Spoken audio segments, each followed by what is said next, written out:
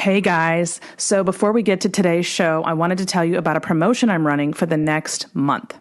In honor of fall, which is my favorite season, I'm offering 15% off one of my coaching packages.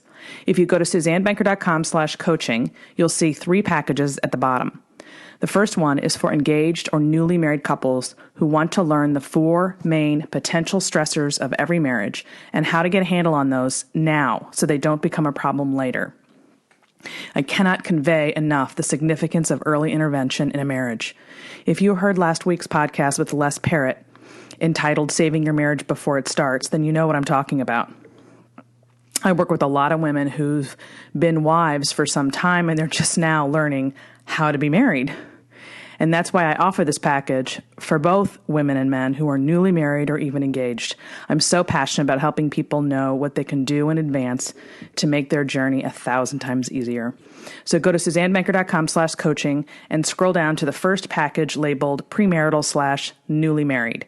When you sign up for this package, you'll put fall 2020, that's lowercase f, F-A-L-L 2020, to get 15% off this 4-session package. Again, that's suzannebenker.com/coaching.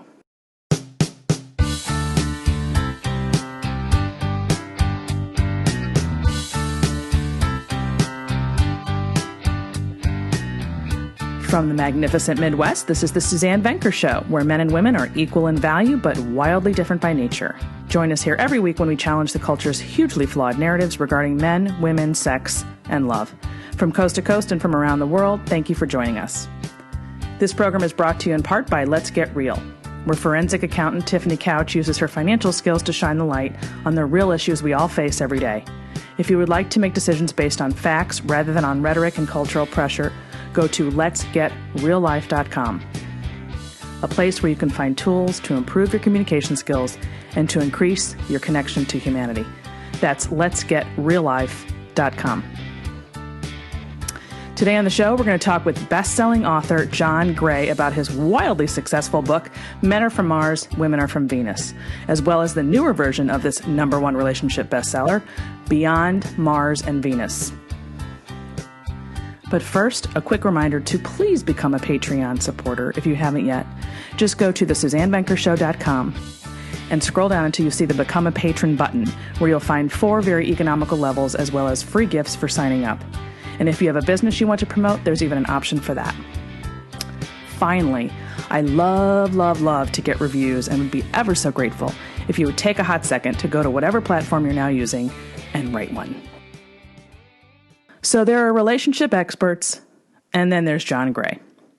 The author of the most popular relationship book of all time, Men Are From Mars, Women Are From Venus, John's wisdom about the inherent differences between women and men, as well as what it takes to build a lasting, loving relationship, have now influenced 2 generations of women and men. Men Are From Mars was listed by USA Today as number 6 among the most influential books of the last quarter century. But there's more. In John's more recent book, Beyond Mars and Venus, John explains why being a man or a woman in today's society is more nuanced and complex than ever. And yet, despite these changes, men and women remain fundamentally different on a hormonal level, as do their needs in today's evolving and stressful, fast-paced world. To meet these new needs, we require a new kind of relationship. In Beyond Mars and Venus, John takes the Mars-Venus framework to the next level. Welcome to the show, John. Well, thank you. It's a pleasure to be here. It's so nice to talk with you. I feel like I have a real heads up with you because I've seen so much now of your stuff in preparing for this, but you don't know me quite as well. So we're a little uneven here, but that's okay. Right. Yeah, it's my listeners are going to love this. This is right up our alley and what we talk about here on the Suzanne Venker Show. So I'm going to start by asking you about the original book, Men Are From Mars. So Men Are From Mars, Women Are From Venus is arguably the best-selling relationship book of all time, with millions of copies in print in 100 countries and 45 languages. And I think my listeners would love to know, where did the original idea for this book come from? Well, my own marriage was a big part of it. When Bonnie had one of our children, when she was pregnant, and she was torn in the delivery, and she had to be on pain pills and And I was taking care of her for a week. And she said, "You really have to go back to the office." I said, "Okay. But if you need anything, be sure to call me." And when I got home that day, she'd run out of pain pills and she didn't call and ask for me to bring pain pills. So she said, "I called your brother and I waited for him and then he forgot to do it." And then we got in a conversation about my brother, and neither of us slept for a week, with a new baby. And um, so we got in a big argument, and I started raising my voice, and I just stopped talking. I learned by then you don't yell at your partner, but I just started to walk out of the room. And she said, "John Gray, stop. You're a fair weathered friend." And I never heard that expression, but I thought, oh, I never heard that before. And she said, "You're a fair weathered friend. If I'm sweet, loving Bonnie, you're always here for me. And if I'm not, you're out the door. Please, just don't talk.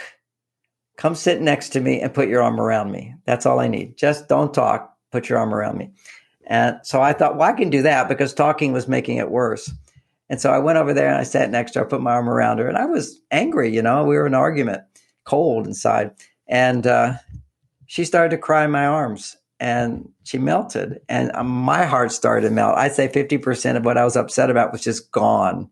And my heart started to open again. And I thought, that's the last thing I thought would have worked. Because if I'm angry, I just want to be left alone. I want to ignore you, go away. And that's a male thing quite often. Yeah. And she just needed to feel my arms around her, and that I was there for her. And I thought, I have to share this. I would have never thought that. There must be other things about women that I just don't instinctively know. And then that began a whole journey of what other things would be helpful for men to know. Like if a woman's upset, don't talk. Now, sometimes she doesn't want you to hold her yet, but just ask questions and then give her a hug. It's amazing. It's amazing. It is amazing to figure this out. So that became one of the themes of Men Are From Mars, which is, if a woman's talking and she's upset, just ask more questions. And then, this is how many years, 30 years, 40 years later since that revelation came to me. And my last book on relationships is Beyond Mars and Venus. And now I have the biological foundation of that. Yeah. Actually, non-sexual touch, putting your arm around a woman, holding her hands, or a compliment, or just seeing her, that stimulates oxytocin. Oxytocin then increases estrogen, and estrogen allows her emotions to flow through her and let go of negativity. It doesn't make them go away. It lets them let go as long as you don't argue about them.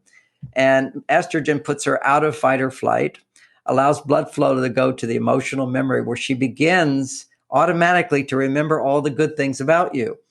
But men make the mistake of, if she's complaining to you, we go, "Well, I didn't do that. Remember, I do this. And what have I done for you lately?" He'll try to explain to her why she should love me. She already loves you. It's like a cloud in front of the sun. But if you try to pull that cloud away to get the sunshine, it just gets stuck. You got to let her share. And that's a revelation for so many men. They just go, "Oh, I realize I don't have to fix her, solve her problem. I can just let her talk for a while." And I give men practical suggestions, like, say, the men don't know what to do. We always want to fix it and solve the problem. We can say things like, "Well, help me understand that better." That's $1 million phrase. Help me understand that better. Another was, "Well, tell me more." Well, "Oh, really? What else?" And just be present at that time, not giving any ideas to try to make her feel better. She can make herself feel better by sharing her feelings. And that's something that I feel better if I'm upset by just taking some quiet time. And that's what developed the whole idea of the cave, is that man's stressed. It turns out that if he just takes time to forget his problems, not face another problem, but forget his problems with little challenges, then he will rebuild the hormones of testosterone, which lower his stress. So we're like opposites. She needs more estrogen. He needs more testosterone. Stress levels go down. Our hearts open. Things get better. Did you, was that your original title? And did you come up with that right away? Or was it a kind of a bear to try to figure out a title? Oh, it was a bear to come up with that title. I wrote a book before that called Men, Women, and Relationships, which did very well, just not like super spectacular out of the box with the title Men Are From Mars.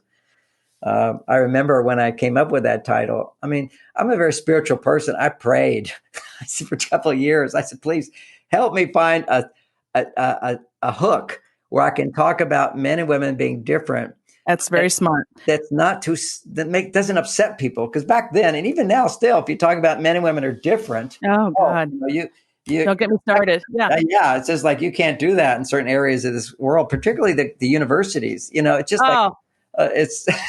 God, that's a whole nother conversation. Yeah, that is a whole other conversation. Seriously. But so, I can't even go on universities and give a talk. It's a threat to the community because people riot and get upset and throw things. And this world it's like politics or something for me. And I'm not political at all, Yeah, I know. Relationship love. It was a great title. I mean, you're absolutely right. I've written 5 books and I've never been satisfied with any of my titles. That title I'm satisfied with. The other ones I'm not so satisfied with. Yeah. So you hit it out of the park. I'll tell you where I got it. I prayed for that. And then I was giving a talk, and the movie E.T. Remember E.T.? Mm-hmm. Okay. Mm-hmm. Now everybody was seeing E.T. back in 84, 83, around that time. And I'm giving a talk, and I thought, I'd seen that movie. Maybe this will help women understand that what they think is helpful to a man may not be helpful. And, the kids were giving him chocolates. And the mother would say, oh, you would never give someone chocolates to be healthy. But that's just what E.T. needed, was chocolates. So I was going to make that point, women, is that you realize men might have different needs than you. So you have to change your adjustment. And so I started to tell the story, and I said, now, women, I want to take a minute and imagine your husband is E.T. And they burst into laughter. I mean, it was hysterics. And it just kind of like came out of nowhere. And then one woman said, well, where's my husband from? And she sounded like she was drunk, actually.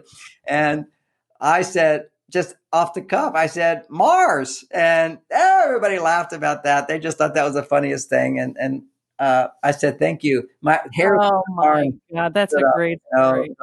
Yes. After that, if I told that story of men are from Mars, women are from Venus, there was a little story I told about the men were unhappy. They went to Venus and they made the women happy. And the women were praying for people to help, and the men came. But they all had translators because they knew they spoke different languages, and that's how they got along. And then they fell in love and went to Earth on a honeymoon. The atmosphere was different, and so they got selective memory, and they forgot that they were from different planets. And that's where our problem started. And I tell you, when I told that story, every time I told it for about 6 years, the hair would stand up on my arms. It was an idea that was waiting to go into the world. And you can feel that it's going to work, right? In that moment, you're like, this is going to work. That's brilliant. Love it. Love it. Okay, let's get right into the meat of this work. And actually, I'm going to hone in on, and I said this in the intro, that there is a second book, sort of a follow-up, definitely a follow-up, called Beyond Mars and Venus. And in the intro to that book, John, you wrote, quote, just because women today work side by side with men in the workplace and men participate more in raising their children, it does not mean men and women are the same. Our roles are certainly changing, but our biology is still very different. Funny how that doesn't change. And because men and women are different, we react to the changes in our roles in different ways that are often misunderstood and misinterpreted by our partners. Wow, so I thought I was amazed by these things that people find in my books. That was really nicely said. You're like, oh, I said that? If I may take credit for that, yes. So I have to tell you, I wrote a blog post recently I kept reading about these COVID divorces, particularly with the younger set, millennials, with specifically women who are leaving their husbands because, in my opinion, because they're doing way too much, put way too much on their plate. And then they're complaining that their husbands aren't keeping up or allowing this life that they want to lead to work. And so, sayonara, I'm going to leave. And I was really frustrated by it. So I was writing that essentially this is all about these completely inflated expectations of what is possible to do in a given day, for one thing, and then a misunderstanding of how men operate differently than the women, and that these marriages were totally solvable. They're salvageable. There's no reason to leave. They just didn't realize how to work with their husbands in being a different person than they are. If I was a woman hearing you say that, they would say, you don't understand my husband. And I would say, no, you don't understand your husband. And you can't even believe what I just said until you read some of my books where I point out how men and women are different. You just, and already we want to know that when women go, what I'm talking about in the book is that our moods are all regulated by hormones. Okay, so if you're stressed, okay, that's a big mood. Okay, that's fight or flight. Now, what we have is a stress hormone, and when you're in your stress hormone, you can't have your heart open and feel grace and feel grateful and feel happy and feel joyful. If you have a stress hormone being produced, you don't have those feelings. Your brain goes into a bias towards negativity. All you see, all you see is negativity. You can't see positivity when you're in a fight or flight situation. You can't. So what happens for women, different from men, here's something interesting, is in the beginning of fight or flight for women is more of an adrenaline response. She will experience 8 times more blood flow, increasing to the emotional memory in the limbic system, which means she literally, the hippocampus is like a library. And on the ground floor, it has positive memories. On the second floor, it has all the mishaps, everything which is ever negative in your life and in your relationship. And if you're in fight or flight, blood flows to the second floor. You basically get into an elevator in your library and all you can see is the problems. And for a man, what he does when he's under stress is he forgets all of the problems, but doesn't remember the positive things. He just forgets. Whereas women forget the positive, men forget the negative until they get in an argument. And then men will go up on that floor and argue back. And then that's all hormonally controlled. Okay. So when a woman is in fight or flight, she's basically feeling, I can't have what I need. Okay. I can't get what I need. And that lowers her estrogen levels.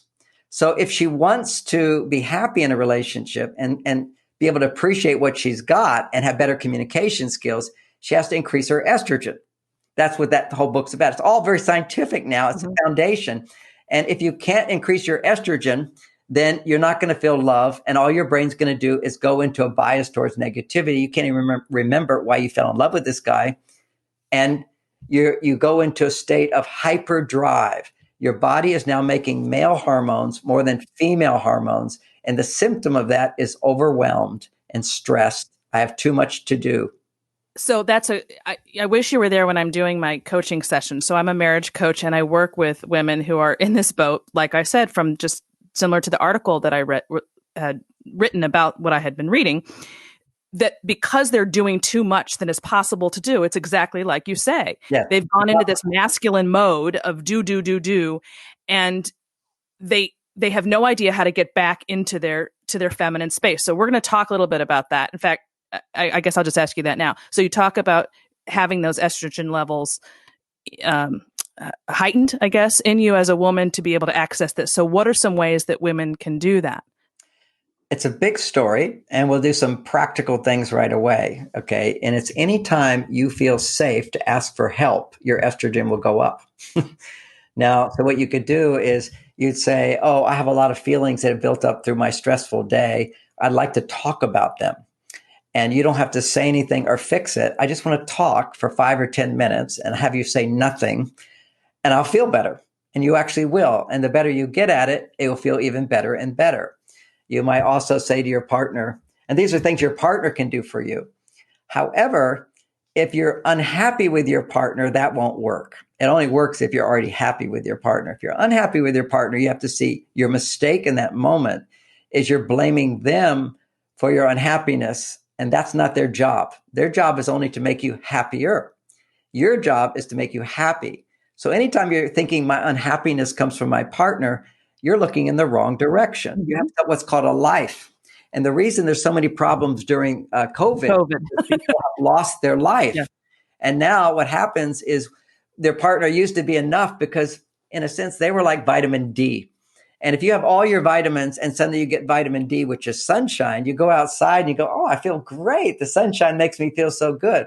But if you don't have all your other vitamins, called love vitamins, then you go out in the sun, it doesn't make you feel good. Can't. So your partner doesn't have the ability to make you feel happier because you're not happy. And so every reaction you have inside is a lie. It's a false news. It's false news coming from your brain, which is in a fight or flight stage. And you have to not believe yourself. and realize that you're going to misbehave when what you're feeling is completely not true. And they're going to be in that state too. And then you're going to have big, horrible arguments. And you might even say things, I should have never married you in the first place, or why are we even together? Or I knew you didn't even love me ever. Or I don't think I ever loved you. You didn't do this, but you didn't do this. Big arguments are happening because they're in a reactive mode, and they're not in the fight or flight just causes reactions rather than solutions. Now, at that time, what people have the misguided belief is that, oh, finally you told me the true colors, what I always suspected. No, that isn't their true colors. No. The true colors is when a person is feeling their heart is open. That's who they truly are. And right now it's hard for people to find that place. And I hope we have time for me to tell you relationship tool. Well, I'll do it now because you asked me, what is it that lowers a woman's stress? Yeah. Talking doesn't do it if your heart is closed. It's like it's just a little stressed in your life and it's not about your partner. Then you can talk about other things, not your partner, and you'll feel heard and seen and your estrogen will go up. And that's a tool in itself. Okay. And there's more sophisticated ways to do that in my book, but that's the basic idea. Here's something every couple can do now, which changes their life. And that is so powerful. I invented it during COVID. So it's not in any of my books, this practice. 20 minutes every day. This is and how to introduce your partner to this. I'll get to that if that's an issue for you. But what you do is you go to your partner and say, let's play this game every night. And maybe you start by saying, let's play it twice a week. Okay. And then you start to enjoy the game. I think every night might be a little intimidating. That's right. No, in the beginning. But couples love it after they're doing it. Okay. The game is called, give it a name, Genie in a Bottle. Genie in a Bottle, a genie, which comes from your inner genius, but it's also your power. Men need to feel successful and powerful, that they can make a difference, that they can make you happier.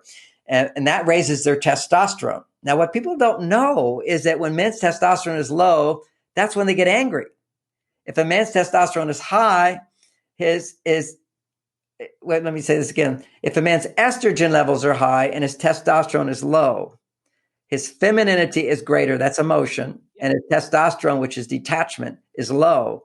And then he's more irritable. He's irritable, he's grumpy, he's passive, he's moody, he pouts, he doesn't open his heart to you. He can't, just like you can't stop doing, and feeling resentment. Yep. And Bingo. it feels safe to complain. You complain. Anytime you complain verbally out loud to a man that you're upset with, your estrogen goes down. Okay, so this is just to know. So how to pump up the estrogen so you forget about your complaints and you come back to being a loving person in the moment. Okay, so here's how that looks. Genie in the bottle is a man. You rub the genie, the bottle, and the genie comes out. And what that rubbing is asking for help. So for 20 minutes, a woman is not allowed to do anything for herself. She's powerless. She needs to be rescued. She needs a genie to solve her problems for her. Love it. And so for 20 minutes, she asks him to do things for her. She asks for help. So it could be as simple as, some women, they want to do, oh, honey, would you run upstairs and get the lavender oil and give me a foot massage? He says, and his job as a genie is to really play it up. Even if you don't feel it, fake it in the beginning. Oh, I'd be glad to do it. And I'll run. Physically, he runs to get something. You do it immediately so she can then ask you to do something else. You say, oh, honey, would you take off my shoes and my socks? Yes, I'd be glad to take off your shoes and socks. He is like, if you go to a fine restaurant, the waiter is standing there in a tuxedo. He says, what else would you like? I'm right here for you. I'm available. We have this on the menu. Oh, by the way, the manager wanted to give you a free appetizer. You are gracious. It's like a first class attendant. If you're in first class, they come to you. Oh, Dr. Gray, it's so good to see you again. Thank you for, flying our airlines. We're so grateful for you. And there's anything I can do for you, don't hesitate to ask it all. Right here, there's a little button. And at any time you need me to come make the bed for you, I'll be glad to do it. Anytime you want a snack, it's available at any time. That's what they do in first class. Mm-hmm. So you are the guy. You're the genie who says, as you wish, as you wish. And that's your phrase, as you wish, or I'm so happy to do it. You laugh it up. Try not to be sarcastic, even though you're faking it in the beginning. But even if your partner is sarcastic, don't say you're sarcastic. You're faking as a woman. I am so lucky to have you. This is so great. Thank you so much. It feels so good. So you're just a little pretending, a little acting. Now what you're doing, and by the way, acting has a powerful effect. Yep. If you simply smile and you're upset, it will change your brain chemistry. Your subconscious mind, if you're smiling, doesn't know that there's nothing to smile about. No, that's right. You're training your brain. You're training your brain. To do. Where literally the brain is plastic. And by repeating this over and over, as many requests as she can make, because whenever the most powerful estrogen stimulator for a woman is, I need help and I can ask for it and get it. Now, here's the wonderful thing. It doesn't matter whether it's big help or little help. It's just that it's help. It makes me something I need. So you want to ask for as many things as possible in that time. Would you make me soup? Yes. Which soup would you like? Oh, this one. Then he makes the soup. And then while you're waiting for it, would you put the dishes in the dishwasher? He says, certainly, happy to do that. This is where women break the rules. She says, and don't you think it looks so nice? And it's not that hard to put the dishes in the dishwasher. Will you try to remember that over and over again? Never. Okay. No. This is just, the fire is burning. Put it out right now. That's it. That's the only job he has, is to hear the request. And he does something, physically does something, using his muscles and his brain in order to do something. And you respond. Now, the research shows that it doesn't have to be a big, huge thing. Yeah. Are you trying to show by this the power of his wanting to naturally serve you and the woman being able to receive, and how powerful that is for him? What is your... Yes, that's the goal. Yeah. It's not to know anything. This is just do what I say and your hormones will go into balance. Okay. Yeah. You will go out of fight or flight. You can't stay in it if you're actually a woman asking for help and getting it. Even though you might be going, that's not enough, too little, too late. Doesn't matter. Just don't say it. I can't tell you how many, well, you probably know this, the younger women, I say that. So I'm 52. I was born in 1968. And the women that I work with are pretty much in their 30s and 40s, some 20s. And the concept of asking for help from their man, as you know, they were raised to never, ever, ever depend on a man. And we're going to talk about that in a second, not just financially, but just for anything. I can do everything myself. And that's, of course, when everything went haywire, in my opinion, because we're messing with the whole system of letting him serve you, which he wants to do, and you being happy and being appreciative in response. And we used to understand, and mothers used to pass that on to their daughters, thank you very much, but they don't do that anymore. It's all strong and independent, and I don't need a man. And those are the people that I work with, because they fell for all of that. And now their marriages are a mess because they don't understand this symbiosis, this dynamic that you're describing. Yeah, you've described it perfectly. Women I want to get to some things that I think you explained really well, so that people can hear it from you, because they're always hearing it from me. So I want them to hear it from you. I want to talk about nagging and complaining and why this never works for your husband. Absolutely. Explain it from a man, please. If you want to bring back, even during this COVID time, bring back what some people call the sizzle, or the passion, or the tenderness and the love, do this exercise after you start seeing it's working. Do it every day for 30 days. Now this is a little radical, okay? But what women have to know is every time you verbalize a complaint about your partner to them, okay? If you verbalize a complaint or a nag, which is doing the same one over and over, or give unrequested advice, that's also a criticism, giving him advice that he didn't ask for. Yeah. Or asking rhetorical questions like, why would you do that? It's the tone. Anytime you have that tone, you're making testosterone and you're suppressing your estrogen levels. You're raising your stress level. Anytime you verbalize. So you have to get, for 30 days, I'm not going to have one complaint out loud to him. I'm not going to have one criticism, not one look. If I've got it in me, I'm not going to look at him, because the look is more powerful than anything. Yes. It's the Greeks talked about that look. They called it Medusa. If you look her in the eyes when she's upset, when you look her in the eyes, because she's always upset, you turn to stone. A man's heart closes. He can't open his heart to you.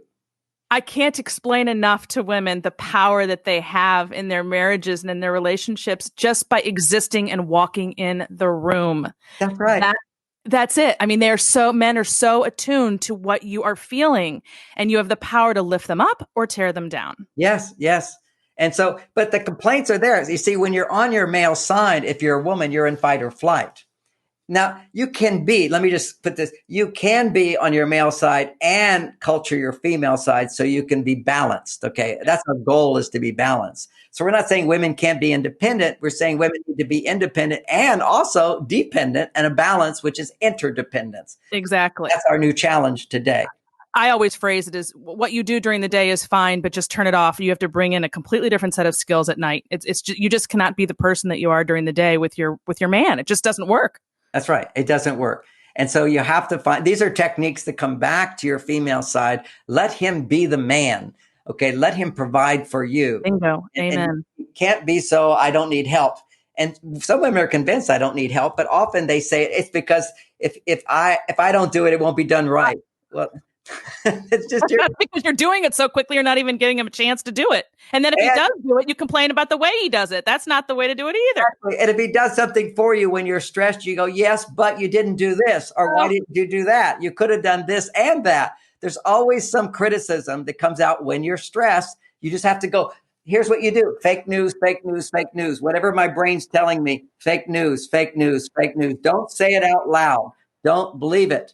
But you can, but you do have to process that. Now, the game will help process that, but there's another way, which is journaling what you feel as if you're going to, and throw it away. Journal. This is your throwaways. This is what all my negativity is. You verbalize it, or you go to a coach and therapist and say, I just want to vent this, but I don't need any solutions on it. I'm not really looking for a solution. I just want to have somebody hear what I feel.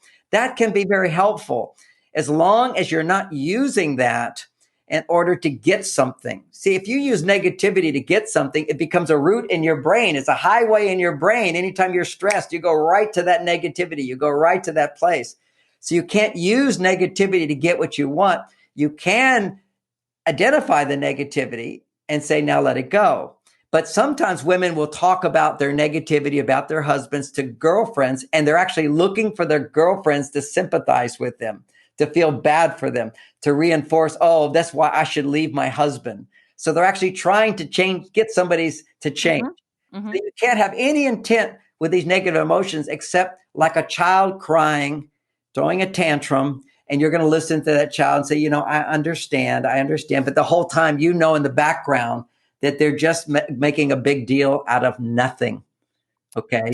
Yeah. Amen. I a couple of years ago, I started to do something different for the first time in my marriage. And when I was in that mode that you're describing, instead of bringing it to his attention, I started writing out, I guess you could call it a note or a letter. I would do it on my phone on the notes, or I type it up, or I might even put it in an email, but I never sent it. Right. And you're absolutely right.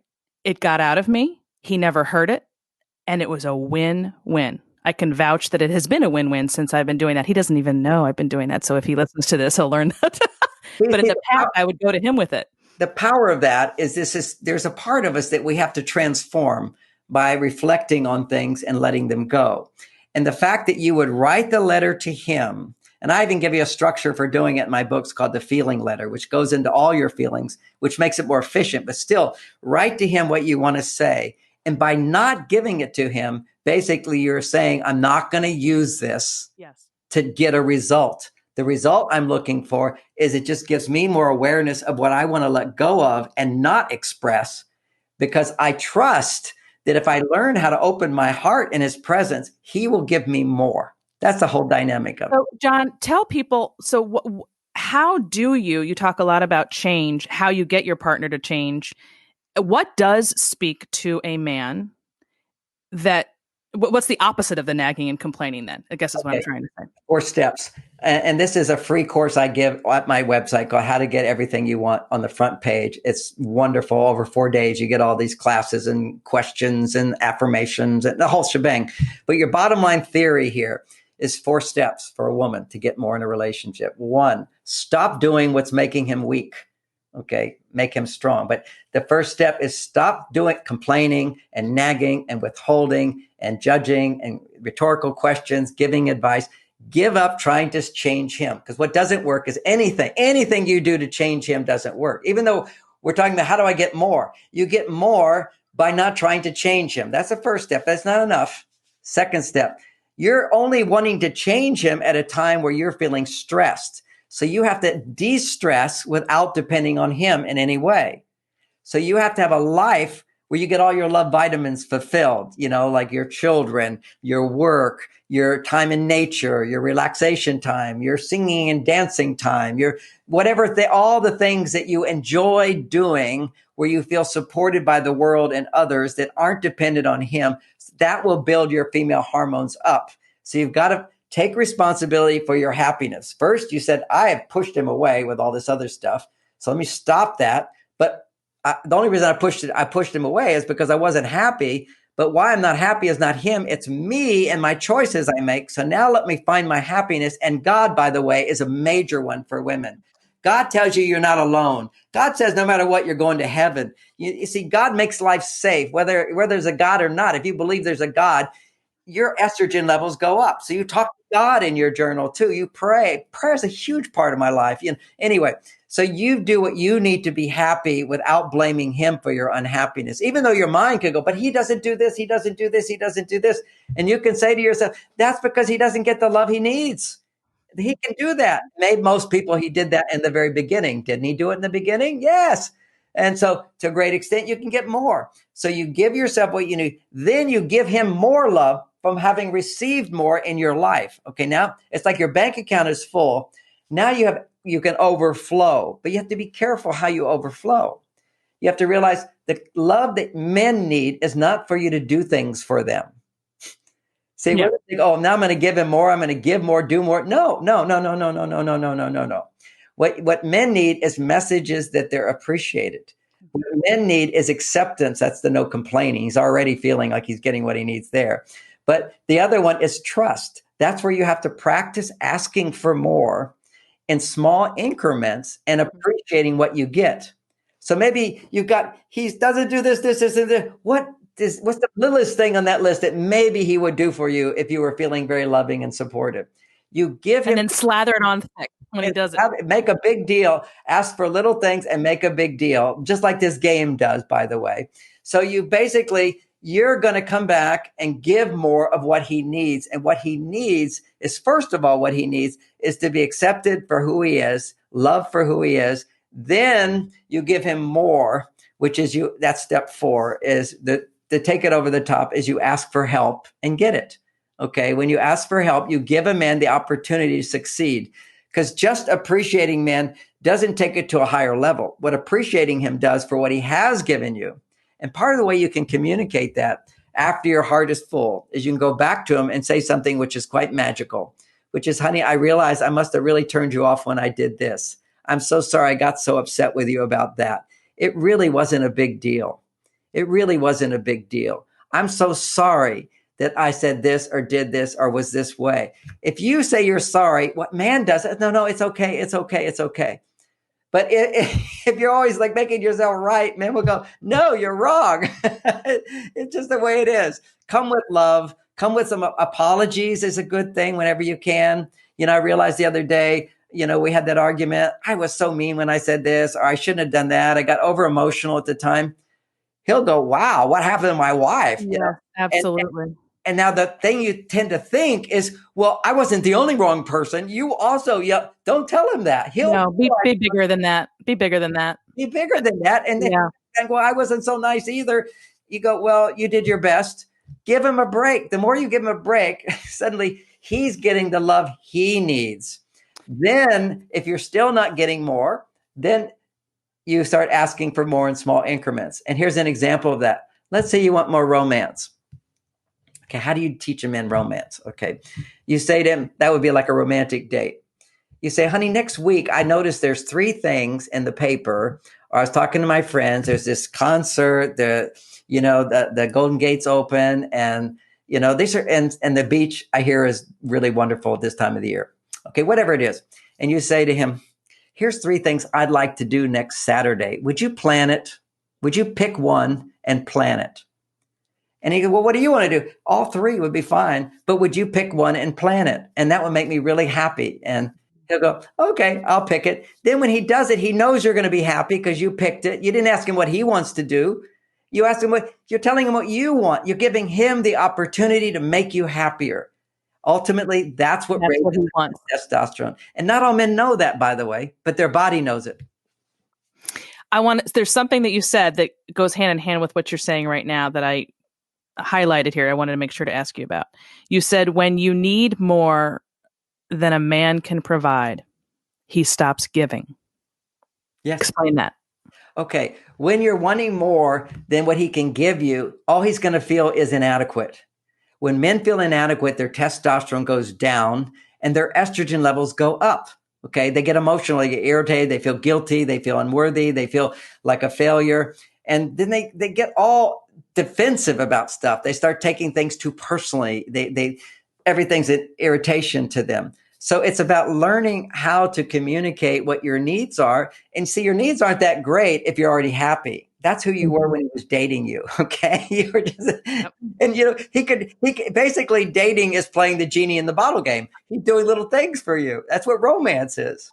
I'm always telling my clients to just, if they imagine what it was like at the beginning, just literally copy that. Like, you can remember after being married for so long, you can conjure the image, everybody really can, of those first early months. And the feeling that you have should immediately come back into your head. And what you both were doing and what the dynamic was so much more natural in the way it's supposed to be. And I'm always like, channel that. Anytime you can channel that, it's a win-win. And quite often, if I say that to a woman, she'll remember, yes, he did this and this and this and this and this. She doesn't remember that what she did that caused him to what she did. It's how she responded to what he did. Little things made a big difference. But now let me speak to biology, because it's not just an instant change here. Biology says that when a woman's estrogen levels are normal, this is how it works. If I bring her 50 roses, she'll get a surge of happiness. Oh, how beautiful. Everybody can imagine that. But what men don't know is one rose, if her estrogen is normal, will have the same reaction. See, I don't have to bring my wife 50 roses. I bring one. A lot of money. And now here's the flip side of that. Now that idea is in my Men Are From Mars book, classic idea for men to understand. It's many little things that make a woman happy, not just one big thing. Everything scores equal if it's a gift of love. Now, if her estrogen is low, I can give 50 roses. It will do hardly anything. And if I give one rose, it will do hardly anything. It will have the same reaction. So one rose will produce a little bit of estrogen. 50 roses will produce a little estrogen, but another rose at another time will raise it a little bit more. Or a compliment will raise it a little bit more. Or a hug will raise it a little bit more. Or helping out. In the game, Genie in the Bottle, you got chances to do 20 little things for her. You see, if it's a lot of little things, you're getting incremental increases in estrogen, as opposed to how big and significant the action is. It's how many acts of love there are. It's really a numbers game, which will start letting her estrogen go up. And as her estrogen is increasing, her ability to appreciate him increases, and he gets the message that little things make a big difference. And that raises his testosterone even more, because he doesn't feel, I have to do big things. And there's all these men in the world that could do bigger things. And, like one lady, her husband would never propose to her because they were doing a tour of Beverly Hills. And he doesn't have a job that's ever going to make that kind of a money. That's a movie star, right? And so, and the woman was looking at the houses and she was saying, oh, they're so beautiful. Oh, imagine having their swimming pool, and our children could swim in the swimming pool if we have children, And the guy said, I love you, but you deserve better than me. And all I had to do for her, I told her, go see the movie Down and Out in Beverly Hills. This is a long time ago. And after the movie, just say, those houses are wonderful, but I would never really want that. I mean, how do you take care of a house like that? Exactly. And the guy proposed her a week later. It's like, we need to experience, and most men don't have that experience, that little things can make a woman happy and builds our testosterone more and more. You said, I want you to explain why it's so powerful when a woman pleases her man and is very happy, because you said, one of the things you said, that in your all the interactions you've had and all the counseling you've done over the years, that the common refrain that you hear from men who end up leaving, or if they don't leave, they're just miserable, is that no matter what they do, she's never happy. Almost every man has felt that. It's just the world that we live in. Because see, testosterone, we need to make 10 times more just to feel good and 20 times more to feel in love with our wives. And men's testosterone levels are dropping so much. I know. It's just, you see, when men retire, for example, that's an obstacle to building testosterone unless they're doing some kind of work that's serving other people that they have to show up for. It can just be more enjoyable work. But the point is, if he stops working, doing for others, and not just his wife, but for the world, for your work, for people, for children, these are all our love vitamins for men. There's various ways where we can make a difference in that, and making a difference with ourselves too. That's our little vacation time, but it shouldn't be the whole thing. If it is, what happens is our testosterone goes down, and 3 years later, we get a heart attack. We have to take Viagra, or we're just not interested in sex anymore. We're good friends with our partner. So is the lowered testosterone that I've read about in the last few years related to unemployment, let's say, or men? When a man is unemployed, that's when he's the worst. That's what's also going on. When men have no hope for the future and they don't have a job, their testosterone levels are very low. And here's the interesting thing. Let's say I worked really hard. Like today, I worked really hard. Then what I want to do is just go sit and relax for a little while, go to my cave. And by relaxing and doing nothing significant for a little while, but enjoying myself, I'll rebuild my testosterone. I'll become strong. Just like when I go to the gym, I push myself to the limit. I'm tired. Then I rest. My muscles grow from that. It's the rest after working hard that rebuilds testosterone. So we know that relaxing rebuilds his testosterone, but it doesn't rebuild testosterone unless we used up our testosterone. You've got to use it up through work. Yeah. Then you have your little vacation and you rebuild. But if you're just having a vacation, you never rebuild. It just goes further and further down, and everything goes up. Yeah. Oh my gosh. Retirement can be horrible. Just the thought of it. Okay. I want you to repeat that because I want women to hear this, because I try to, again, help them understand the significance. I actually wrote a piece recently that said what your husband's doing when he's doing nothing.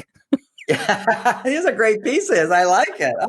Oh, to explain exactly what you just said, that he's actually doing something when he needs to be alone. He's doing nothing, and you've got to leave him alone. I still learn this 22 years later, that when I see my husband needs to go do what he needs to do, and I do not say one word for that whole hour or whatever, and I just busy myself, he literally walks back to me just happy as a clam. And what I used to do, I'm embarrassed to say, is because I just didn't think a lot about it. If he's in my space, in the same space, I'll just be talking to him or asking things of him all the time when he's trying to tune out. yes. Just because he's there, and I got used to his being there, so I would ask, and then I'm like, no, this is not working. And that's what's happening today, where men are not at work. Just being at home can drive a woman crazy and drive a man crazy. She has to consciously get what you just said. What he's doing when he's not doing is he needs to rebuild his testosterone. Rebuilding testosterone. Now think about a metaphor for that. In Buddhism, the Buddha came and said, you should learn to meditate, which is empty your mind. Okay. The idea there was meditation is to forget your problems. See, forgetting your problems for men is a great thing. Temporarily, you'll forget them. Then you relax. Women can't easily forget their problems. And when they don't relax. Especially today, they don't relax at all. They have no idea how to relax. So Harvard did a study on brain function, brain activity, and had men sit down and said, just relax. And men's brain activity went down. Women's went up. And then they said to the women, what are you thinking about? All the things I have to do.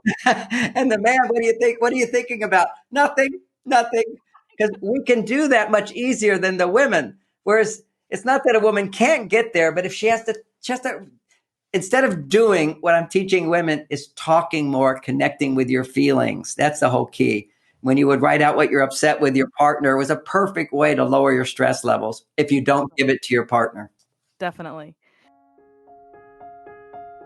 When you got married, things were perfect. You were both in love and life was good. Then somewhere along the line, everything changed. She changed, or maybe he did. Either which way, now your relationship feels, well, hard. I coach husbands and wives who feel lonely, disrespected, or misunderstood in their relationship. So many women today are desperate for their husbands to step up to the plate, to make a decision and to stick to it, to lead rather than to follow. Ladies, you have the power to make it happen. Men respond best to women who are grounded in their feminine core. As for husbands, so many of them want their wives to stop nagging and to just trust them, to smile more and to complain less, to look at them the way they did when they were first dating. Men, you have the power to make it happen. Women respond best to men who are grounded in their masculine core. The secret to lasting love rests in the masculine-feminine dance. Once you master it, your relationship will no longer be difficult. You'll be moving with the biological tide rather than against it, and that makes marriage smooth sailing. If you're struggling in your relationship, if you feel frustrated or alone, I can help. Just go to SuzanneVenker.com, that's SuzanneVenker.com, and click on the coaching button at the top. Don't wait another minute to acquire the mindset you need to find love and to sustain it. It's so much easier than you think. That's SuzanneVenker.com. Okay, why is the worst thing to say to a man, we need to talk? Well, of course, his blood pressure will go up. Because whenever you need to talk, you're going to tell him what he did wrong. And immediately his blood pressure goes up. And here's something you can do when you need to talk. You can simply preface it. This is a magical, another $1 million phrase. Is, honey, it's not a big deal, but I just want to talk about something for a few minutes. Just reassure, it's not a big deal. I want to talk about something for a few minutes. My Bonnie used to say to me, she'd say, it's only 5 minutes and don't say anything. So, okay, I'll hear that. I can handle that. I can nail that easy, and if I don't have to talk, then I know there's not going to be an argument and there's not going to be a stare contest. Are you sorry? You're not expecting any response at all. So that's where women, you have to let go of this idea that he has to say he's sorry. If it's a problem, I'll tell you what happens to men. When you criticize, blame, criticize, any message that says we're a failure, what immediately happens is our testosterone goes down. And what we want to do in order to rebuild our testosterone so we don't get mad at you is we detach from our feelings. You notice how men become quiet. Okay, what he's doing is keeping himself from having any kind of negative reaction inside because you're having a negative reaction at him and that causes him to mirror it. That's what the scientists know, that you mirror people. If they're upset with you, they're angry with you, get angry back. And the more intimate you are with somebody, the more you're going to mirror them. So she's upset, I'll get upset back. And if I have some degree of wisdom, my tendency is, well, I don't want to get back, so I'm going to detach. So men will typically detach, cool off. At that time, he'll pull away. And so what you can do, he won't pull away if you just say, it's not a big deal. This is not a big deal. I just want to talk a little bit about something. And that's it. You don't have to say anything. So you don't have to look him in the eyes. You don't have to ask for apology. You're saying you don't have to do anything. An apology is a doing. And he can't apologize or feel sorry, particularly if he's detaching. See, I can't say I'm sorry unless I'm faking it. And then you will say you're faking it. And John, you have a son. Do you have a son? I think you have a son. No, I grew up with 5 brothers, though. So okay. Well, I was just going to say I learned this the hard way from having a son and a husband. But you need to wait until they're ready to come on their own. That's the key, right? To apologize, because they will come on their own. If you've made it clear that you've somehow been slighted or he's hurt you without any kind of like yelling at him or nagging, but you just said, oh, I'm really sad because, or whatever. And then maybe it'll take them 24 hours. But always they come back on their own when they're ready. And you need to let them do that. When their testosterone goes up, this is biology. If something knocked his testosterone down, his body first wants to detach to rebuild testosterone. Once his testosterone comes back to a healthy baseline, then his estrogen levels, which is feelings. Estrogen is emotions, it's feelings. Then his feelings can start to come up to balance the testosterone, where he can have positive feelings. And apologies, I'm sorry, is a positive kind of feeling at that time, as opposed to, oh, I'm a terrible, bad person. That's not what you want to hear from him anyway. Imagine your husband does something wrong. He goes, yeah, I'm just a bad person. That's who I am. You don't want to hear that anyway. But I'm sorry is kind of like different from guilty. It's a kind of a message of compassion that I affected you in a negative way. I stepped on your foot. And the more you minimize how upset something is, the faster a man can come back and see that apology and also a change in his behavior. I cannot. I mean, I just almost need you to say that again, because I'm still, again, learning this 22 years in, how profound and significant and what's the word? Consistent that behavior actually is with a man. That if you leave him be, he comes around on his own. By minimizing the negative reaction, the impact he had on you, by minimizing, he will more quickly come back and apologize, or he will more quickly come back with a changed behavior. I'll quote my wife on this. Around 23 years in our marriage, I asked her how does she rate me as a husband? And she said, "Oh, as a father, you're the best in the whole world. As a husband, you're not perfect, but you've given me the greatest gift a woman could ever want." See, my testosterone goes up. Yeah, of course. I said, "What was that?" And she said, "John, I know for 23 years, I can say things or do things that really upset you. I can see you get upset. But when you're upset, you stop talking, you go to your cave, and you always come back with more love." With more love. She saw it over and over. That's a practice I do. I don't talk if I'm upset. I don't make decisions if I'm upset. I go to my cave. I do things that rebuild my testosterone. Then my heart can open and I can reflect on how I contributed to the problem, apologize for that, or simply not apologize for that, but come back and be loving and supportive. Either one. Amen. Amen. And just to know that the more you are, going back to what we were saying before, the more you're nagging and complaining, the less of that man that you just described the wife is ever going to see. That's right. He's gone. You just pushed him away, pushed him down. He's no longer that guy in the beginning who the first time he was late, you didn't get upset with him. That's who you need to be. It's not a big deal. But with 20 years of him being upset, you're going, "This is a big idea. How much do I have to drive this into you? You can't do that. You never do that. You always do this." That just makes it happen more. And I'm not excusing him. If I'm talking to men, I teach them the little things, but it's different stuff he has to learn to do. It's different stuff she has to learn to do. That's her power, is not making a big deal out of it, but instead of doing the opposite by just saying, "I just want to talk about this for a few minutes and it's not a big deal. I don't need you to say anything or even do anything. I just want you to understand what goes on inside of me," and then share a little bit and make it short. Don't look for a response, because if you look for a response, you're going to pull out the argument. Yep. He's going to have to defend himself if you're looking to change him. Otherwise, you don't feel loved. It'd be this, how women can relate to this is, if you're upset with me and I explain to you why you shouldn't, why you're giving yourself false news, you're overreacting, this is your childhood, had nothing to do with me. And that all might be true, but if I say that to her, she's going to become more upset. Oh yeah. Can't try to change how a woman feels if she's upset. And a woman can't try to change a man's behavior if you're not getting what you need. You need to practice learning to love.